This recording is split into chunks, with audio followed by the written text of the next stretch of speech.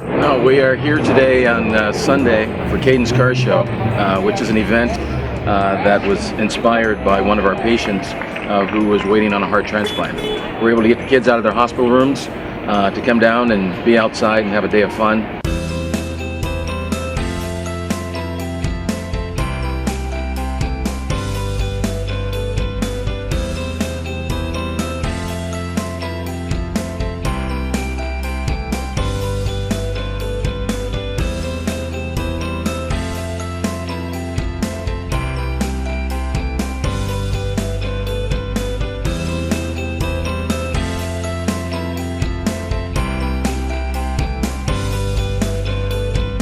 The family of LaFontaine has just benefited the sick children up here by allowing things like this to happen. This would not be here without LaFontaine. I mean, just the vehicles that they've contributed, the support that they've provided to the event, just the man hours that they've done in terms of the volunteers.